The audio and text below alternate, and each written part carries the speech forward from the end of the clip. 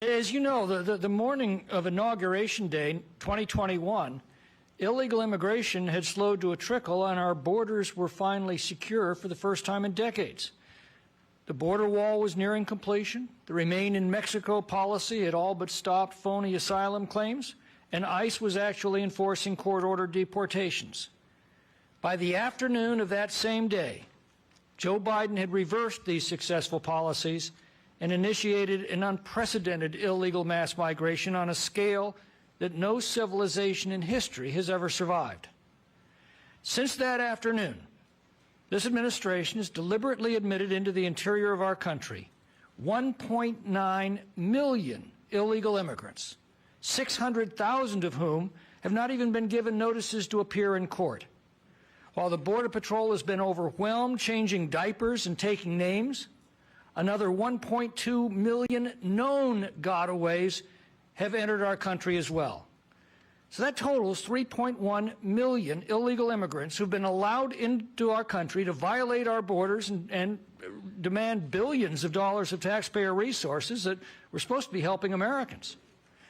3.1 million is a population larger than the entire state of Arkansas, a state that has 7 congressional districts, and that's just in the last 25 months. The vast proportion of these people are homeless, impoverished, and desperate. Gallup warned us last year that there are 42 million people living in poverty in Latin America and the Caribbean alone who intend to come here now that they can, and they are. There's no question that this policy is deliberate and calculated. For 2 years, we couldn't get the Democrats to hold a single hearing on this crisis, not one. In the first 6 weeks of this session, Republicans have held 2. And we've come to the border today to ask the people who are at ground zero to tell us of their experiences. And not a single Democrat on this committee has bothered to show up to listen. If not already affected, every American soon will be, because every community will soon face the practical effects of this collapsed border. We have to ask ourselves, how does it make our schools better to pack classrooms with non-English speaking students? How does it make our hospitals more accessible by flooding emergency rooms with illegals demanding care? How does it strengthen our social safety net by adding millions of impoverished individuals to a system that's already strained to the breaking point? How does it make our children safer with fentanyl flooding our neighborhoods and killing nearly 300 Americans a day? How does it make our communities safer to introduce violent cartels into them and make it all but impossible to deport criminal illegal aliens? How does it help working Americans to undercut them by flooding the labor market with cheap illegal labor? We are here today to listen to our fellow Americans who live with the full impact of this new and lawless age, one that's rapidly making its way to every town and every neighborhood in the country. On my last trip to Yuma this past fall, I asked rank-and-file Border Patrol officers what laws they needed us to write to do their jobs.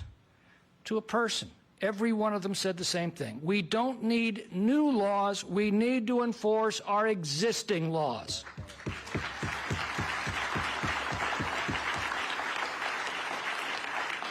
When President Trump faithfully executed those laws, our borders were secure.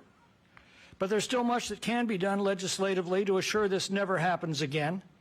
The law requires every asylum claimant to be detained until their case is adjudicated. We need a Title 42 type mechanism to assure that we have the capacity to enforce this law. Credible fear standards need to be tightened to prevent the admission of anyone who has a criminal record or who has passed through a safe country. Unaccompanied minors need to be returned safely to their own homes immediately.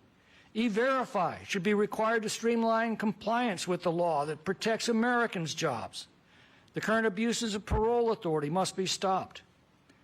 Well, the two parties are far, far apart on this issue, as evidenced by the lack of any interest by the Democrats on this committee today to even address the crisis or listen to the people who've been directly affected by it. And the trust gap is also immense. If this administration refuses to enforce existing laws, why would anyone trust it to enforce future laws? But this won't stop us from trying. That's why we're here today. But I'm afraid that this is going to get worse until the American people demand that these policies be reversed. History is screaming this warning at us. Countries that cannot or will not enforce their borders simply aren't around very long. We can't and we won't let that become the epitaph of the American Republic.